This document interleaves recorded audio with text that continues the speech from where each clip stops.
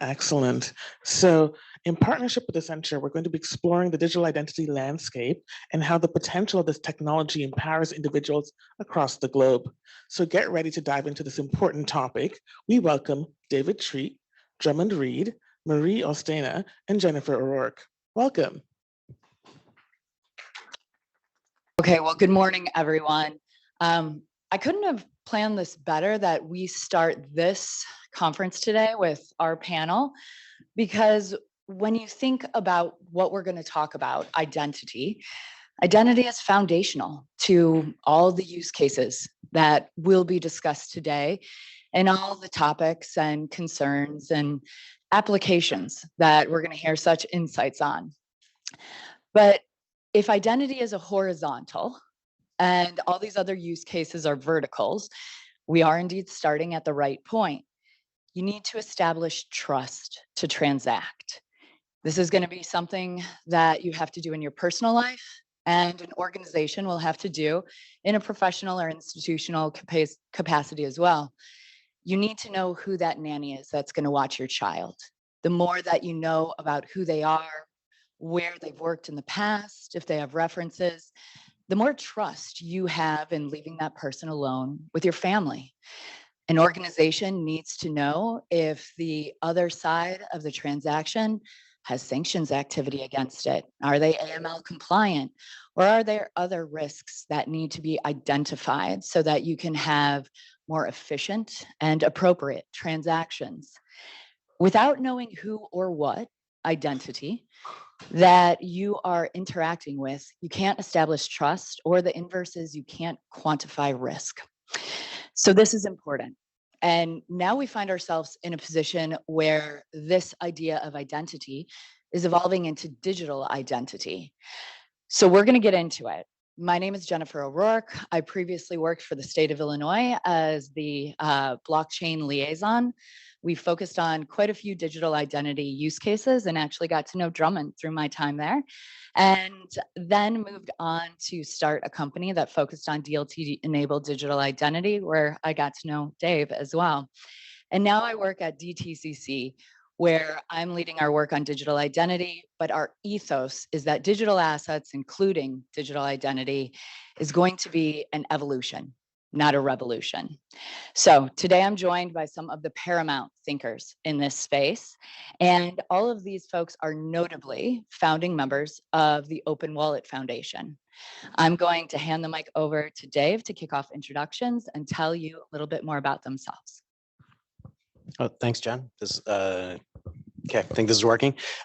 Dave Treat, I've been involved in the digital identity space now for, I founded Accenture's blockchain business back in 2015, and it was just immediately obvious that that particular technology innovation wave, one of the killer use cases was the tokenization of identity, money, and objects, and the wallet infrastructure that holds them to fundamentally change the business models around us. And so I've had a dedicated team on that front. And it's been grown over the years. We've been adding things around it that we might get into in this conversation.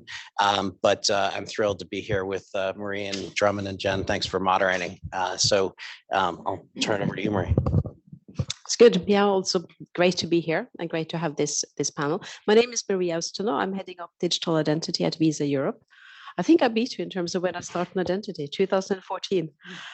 Started with the mobile operators, but now at Visa, we're looking at how can digital identity improve payment services, reduce fraud, improve the user experience, starting with Europe, because that's where we have quite mature identity services already in the market, as well as where the governments are very eager to get identity schemes established.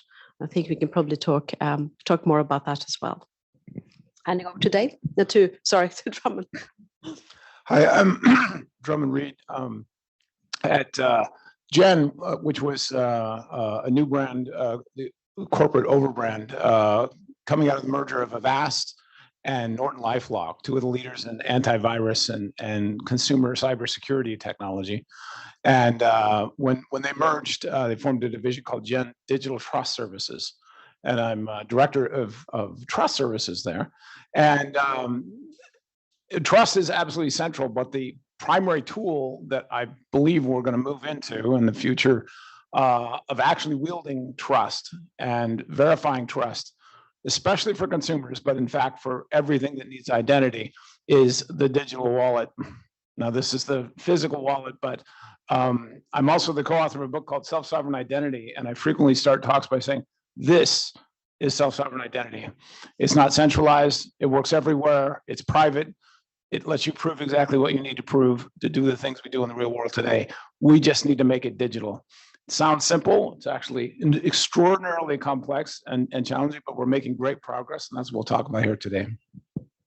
Excellent. So like I said, we have a quite notable panel here to dive into this topic with you. But let's start at the beginning. Why are we talking about identity? Why is this important? Drummond, why don't I kick it over to you and we'll come back this way. All right, well, I'll pick up on this. When what we now call self-sovereign identity or decentralized identity, and what's focused on digital wallets, when it first started, we actually called it blockchain identity. And the reason was, it was fundamentally, we were recognizing that control over a set of cryptographic keys is the ultimate way in which you will prove your identity and your attributes in the digital world. And until blockchain came along, many people did not think that was possible, or that the average consumer or user of the internet, of digital services, even just of lightweight mobile phones, would be able to do that.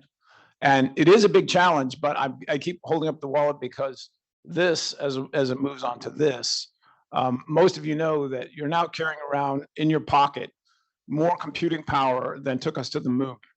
Okay, and there is a what's called a secure enclave on this phone that's designed just to let you control safely the digital keys you need to transact. Every secure chat application you're using on there uses that secure enclave to encrypt the messages you're sending back and forth, whether it's iMessage or Telegram or Facebook Messenger or any of those. What we need to do now is to harness that in control of a set of digital credentials on your phone, just like in your wallet, and let you accept those and share those with privacy respecting technology.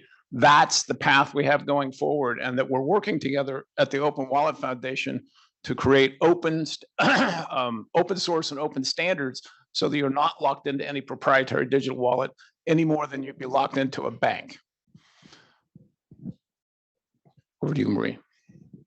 So in terms of your question being, why is digital identity important? I think it's almost, you cannot not have it. You know how to identify who you are in the real world. You have your passport, your identity card, and whatever. Everything is turning digital. All the essential services are turning digital. We saw during COVID-19 the rapid digitalization. It kind of got the kick to continue to grow. So there is no choice. There is no way back. There's no turning back in terms of not being able to really prove who you are within a digital service, within a digital transaction. So I think it's, in that sense, we are now a point of no return. And I think hopefully we'll get into this topic later in terms of generative AI. This is our forcing function. You need to know what's real and what isn't real. So having that, but unfortunately, as we all know, the internet is missing this trust layer. And that is something that we really have to get established. And I think I'm looking forward to exploring more, how we can go about that as well. But, there's no other option. There's so many digital services, and we need to give the power back to the consumer to decide, this is me, this is what I want, this is my intention, whether that's anonymous or whether that is sharing, every kind of information. But it's also about protecting the consumer's privacy as well, let alone, legal entities. We can get to that one as well. But yeah, so it's essential. That's all I can say. So Jeannie can't go back in the bottle. There's no bottle to go back in. The bottle's gone. So Dave, as you tell us why this is so important, can you also add in a bit of what is this exactly? Because I know it's going to be different for all of you. So I'm going to throw a couple of questions at you, and then we'll come back around. Sure. Yeah. I mean, just building on Drummond and Marie's comments. I actually met with someone this morning, just in the pre-game moments here, who shared the story. I'm looking for you. the notion of coming to this country and having your green card or your documents be the most important thing, because if you lose them, you are lost. In the spirit of what we're focusing on this week, and what we all have a perpetual focus on is if you don't have your identity credentials, whether in the physical wallet that Drummond held up or in a digital form, we are lost, right? And there is a material number of people around the world who don't have access to any form of valid, recognized digital identity. And the acceleration of our digital world and the integration of our digital world with our physical world now with spatial computing and all of the digital experiences that are starting to emerge faster and faster, that divide we run the serious risk of that divide getting deeper, worse, wider. And so I think we have this wonderful moment where the technology has a solution. The technology is not the challenge. There are challenges, but that's not the main challenge. The challenge is the ecosystem of implementation partners. How do you establish the credible ecosystems of issuers of credentials, the ability to hold them on the devices, to be able to really unlock all of this is the acceptance of those credentials. And so what this drives to is a fundamental business model change where what we talk about frequently is the nature of the winning digital business is about to change. Right, so the winning digital business in the prior current period is the one that could position itself to harvest the most possible data off of a network, buy data from second and third parties, and hold all of it, and then run machine learning and AI to try to guess at what we want or to guess at the services that we would like to have. And the potential of being able to have this Drummond held of his physical wallet, to have that digital wallet hold in verifiable form our actual data, and be able to change the business model from for me to get service from a service provider authority, I give you all my data, and then necessarily tomorrow it is stale, to one where I actually, if I want service from you, I embed an agent from you into my wallet to read on a perpetual basis the actual data. And so this whole notion then shifts of the winning digital business. And I love the comments the two speakers opening this morning. The winning digital business going forward is going to be the one that provides the most direct, trusted access to be present and have access to people's actual wallets, to have actual data on a perpetual basis. This will fundamentally rethink our notions about instead of being a single point in time evaluation of risk, it can be a longitudinal, perpetual evaluation of risk.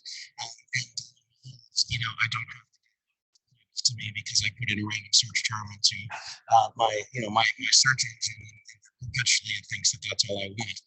So there's this massive potential, a huge implementation governance ecosystem challenge to get there. But you're seeing the right players and some of the key players emerging to work collaboratively to get it done. And so I've got lots of optimism amidst the challenge. So what I took away from that is that we're going into this new state where you pull out the phone and you're able to share credentials that aren't just a PDF. They haven't just been uploaded by maybe a third party, but whoever gives you these credentials, the government that gives me my driver's license, or my employer that gives me my employee ID card, those are actually on my phone, kind of in an Apple Wallet, would you say, for an analogy that those may not be familiar with it?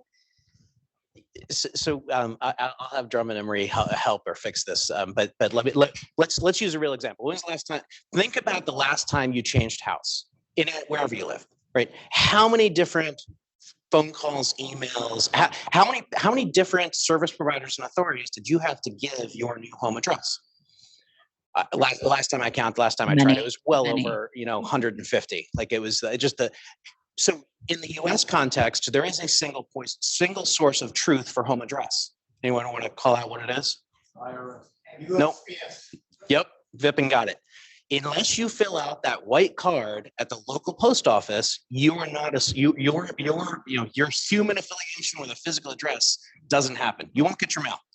And it's still by and large, that is the single source of truth from which then all of the data distribution actually feeds. Once you fill out that white card, suddenly all of those mail order catalogs still find you, all of the, so the whole notion of if I were to be able to collect my USPS home address token and hold it in my wallet, that's the last time I then need to update it for any of the service providers or authorities that I give access directly to that token.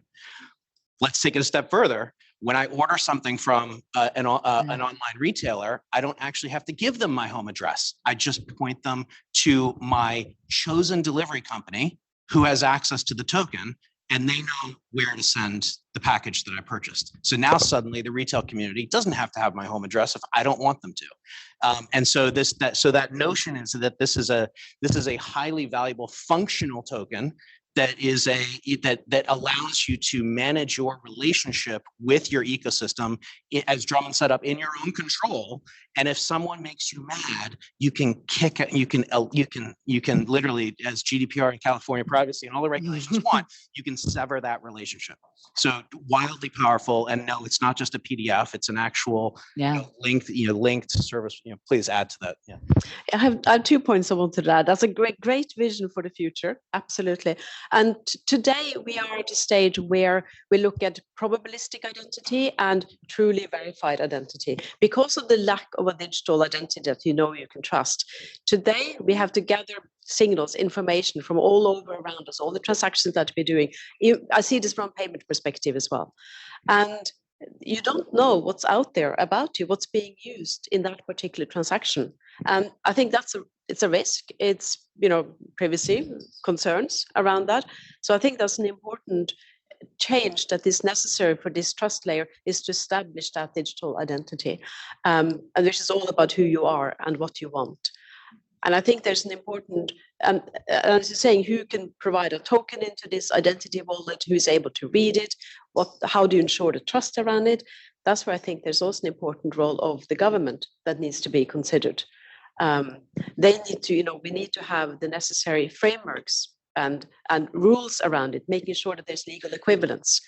How do I know as a bank or as a card issuer, the ecosystem I'm working in, that I can trust the identity information in this particular identity wallet? How do I know that by using that to issue a card, I'm satisfying the regulatory requirements that I have on my side?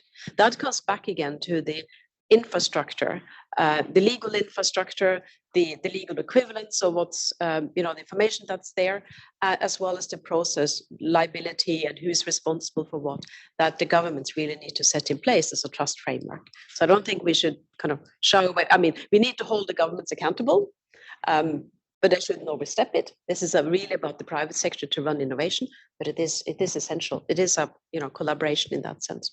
I'm hearing this P3, and for those not familiar, public-private partnerships are going to be very important to progressing this forward. Drummond, why don't I switch it up for you a little bit, because I feel like we've got a really good framework for now, what this is, what this isn't, the power that it has to change how we operate today and tomorrow. There are some other technologies at play today, and Dave mentioned some of them already. When we think about AI/ML and the way in which large language models, in particular, ChatGPT as an example, are becoming more prominent.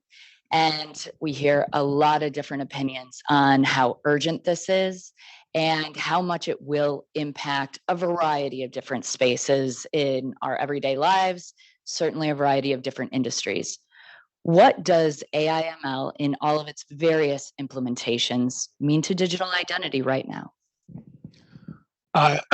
Maria already said this, and I'm going to reinforce it. I'll actually ask a question.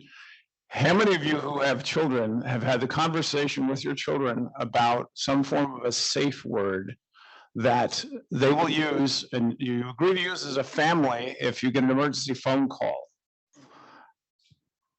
And you will use that word for your child to identify it's really them. Okay, good. I'm very pleased to see that number of hands.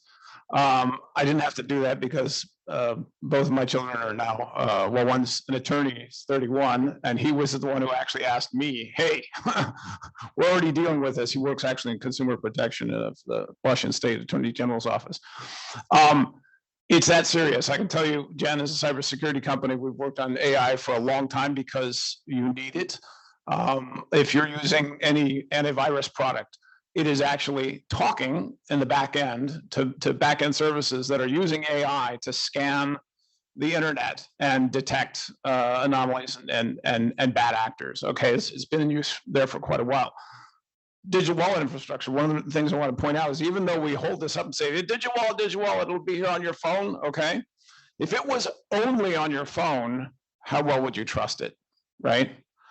Most of our phones are tethered to the cloud in one way or the other to back them up to provide certain services. Digital wallet services, consumers, if they're going to be safe, they'll all be tethered to an encrypted vault in the cloud. That's how you will back up your phone. It's how you will recover. It's also how you can, your phone and what we call the agent for your wallet can communicate with others to provide what we believe at Gen will be the strongest and most durable identity and trust signals for consumers and even for businesses in the world. We will change this whole digital trust infrastructure because we will have not just one wallet agent, but a team of them working for every consumer that says, I want those services. And they will be offered for free to any consumer. That's just the way Gen offers its antivirus products for free today. Yes, there's upsells and cross sells and all that, but the base service we believe every person should have access to. That also, by the way, gets to a key point in inclusion. What if you don't have a device at all? What if you don't have internet connectivity at all? The government of Bhutan is the first country I'm aware of that's adopted self-sovereign identity infrastructure as a nation. They just passed the Digital Identity Act for the whole country, and they're going to provide a cloud-based wallet for every individual in Bhutan. If you visit the country and you don't have a personal device, they will set up a cloud vault for you during your visit.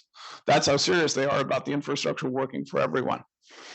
So all of this, to answer Jennifer's question, we're going to need that in place to prove that it's really you in any interaction and to prove that content that you generate was really generated by yourself.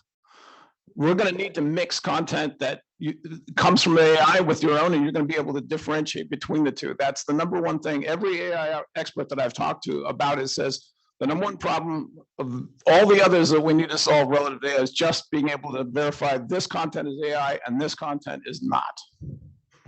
And that is proof of personhood, right? Proof of personhood goes way beyond that, but that's a step. It sounds like can of worms there. Is there a way that we could help, create a mental map around the distinction between some of the challenges with AI and how proof of personhood may or may not resolve them? I can start. Let me add to the frame of the question, right? To be able to definitively associate the human to the digital information is critical. The unique things that we have in human, in every traditional security, infrastructure state, and I'm about to talk your books, I'll turn it for you, but multi-factor authentication, biometrics, the ability to think, in a comprehensive manner, again, is all at the heart of this, right? So we have a huge focus on biometrics and how it links. An example of what I mean by holistic thinking around it, though, is the ability to, I put this in my pocket when I woke up got dressed this morning, and I've had it on my person for that entire time. The ability to draw data linkages between my standard gait as I walk. I've now opened it probably 20 times with my face already. The ability to have that continuous evaluation, I think where you made the statement around that probabilistic identity risk evaluation of what's the likelihood that I'm no longer carrying this device as one of the facets of this aggregate point. There's lots of innovation in this space to use the combination of biometrics, the use of safe words and other difficult to guess at constructs. This is a deeply complicated space, and again, Drummond, maybe I'll turn over to you to add to that. But it does come down to biometrics, and sorry, and if anyone, it's funny. We're seeing in the political spheres and legal and regulatory spheres, there's kind of like biometrics is sensitive. But is there a person in this room that didn't open their phone with a biometric today? Got one. Right, yeah, two. Okay, two. It's so it does. It is. We have accepted it because of convenience, but we also need to continue to evolve the trust in it to be able to turn convenience into even additional value and functionality. And if you, just kind of building on what you're saying as well, Dave. I look at AI as being an incredibly useful tool. We use it all the time to process transactions and to make sure that there isn't fraud, but it's missing this trust layer. And I think the rapid adoption of generative AI, it's pretty much in the hands of everybody, especially my daughter. It's almost scary how useful it's become, right? And at least from my perspective, I don't want to live in the matrix. I think that's quite scary. So having the ability for anybody to be able to say, yep, this is me. This is exactly what I want.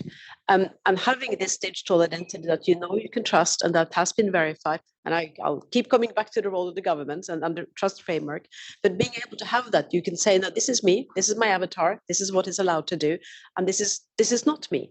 So I think it's in my view, the importance of AI is now creating a forcing function. It's increasing the urgency of having that trust layer established, having digital identities widely available, consumers adopted by the governments as well, in a way that is preserving privacy, so that I can really say, this is me and this is what I want.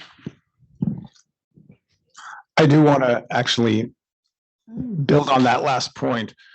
The stronger these tools get for us to be able to prove these things, and I do agree with Dave that the reason I don't have any concern about the biometrics on this device, part of it is I do understand the underlying technology, but part of it is also the vendor of this particular device is quite strident about that biometric not leaving the device. It's local. It's just here. It's between me and the device.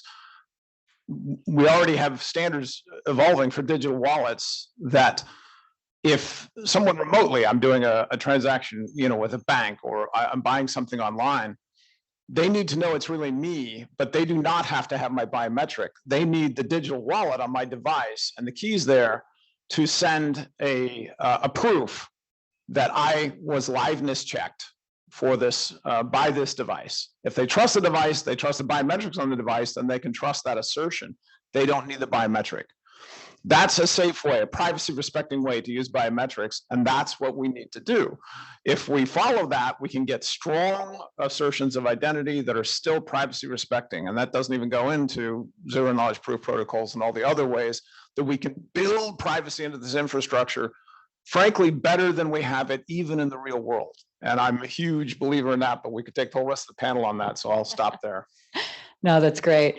I know we're getting close to the end of our time with you guys today, so we're going to do a very quick lightning round to close things out. What do we need to do to make digital identity real? Dave? Lightning round. We've been talking about this for a long time. Is this going to happen as islands of implementation? You have a particular use case, like we've done a couple of things around border crossing. That if we continue to build valuable individual use cases off of the basis of core common open source and open standards, then we can connect these islands of implementation. I think we're just getting to the point now where having that utility of a digital identity wallet and credential, and the beginning and the rightful beginning of that open source open source and open standards layer to create the portability and the interoperability. That's how we win. But it takes the heart of it, the utility of it. Right? It's not the novelty, but it's convenient for me to use this. There's an advantage for the end user. So having that user-centric utility is what's going to unlock it, and we connect the islands of implementation. So technology is available. That's there. And we have very successful, mature, widely used identity schemes around Europe, at least, and some other countries as well. So we know it's possible. So I think in terms of my kind of call to action, the first one is a dream that we get the 16.9B for the SDGs. The 16.9, I think you mentioned this to me, is having a legal identity. I'd like to make a 16.9B to have a digital legal identity and a call to action to governments to make sure that's available, knowing that digital services is so important. So that's the first one, is for governments to step up, but not to overstep. Get the trust framework designed. There are lots of learnings around the world that can be, and lots of mistakes has been made. So, plenty of opportunities to learn. Become a relying party and set out the rules and the regulations. So private sector can then innovate and solve the problems and get services that are great to use, attractive for consumers, based on the open standards and so forth. But I think that's my call to action. Governments need to step up and invite the private sector as well to join. Another organization that I'm a steering member of, and so is David and Accenture, is called Trust over IP. We've been developing a protocol stack for a digital trust layer for the internet, but it's two parts. There's the technology stack. The other half is what we call the governance stack. And I would actually say, as Marie just said, the governance stack is more important. That's where the real challenges are. We are getting technology. It's still advancing, but we have the technology that we need. The hard part is building digital trust ecosystems. We hear the word trust framework or governance framework, but at Trust RP, we're totally focused on digital trust ecosystems. That's what David was saying. They can start small, they can start large. It doesn't matter as long as they get going. Because just like the web, it was one website, then it was 10 websites, then it was 100 websites, and it took over the world. Same thing here. We need digital trust ecosystem. If you're part of some ecosystem that needs digital trust today, talk to us about how we can help you instantiate it, get it going, get the value flowing, and then it's going to grow from there. Excellent. So I'm hearing that we've got a lot of discrete work going, but we need to connect it. This is happening today, and we can look to Europe as examples, but we need public-private partnerships to continue to move it forward. And we really need to think about the how it's being used and focus on that go-to-market almost to make sure that we can connect these people together, because the tech's there. We just need to get the use case, the application, that network implementation right. Excellent. Well, Dave, Marie, Drummond, thank you so much. This was incredibly insightful. Everyone, if you could give a round of hand for your panelists here today. Thank you.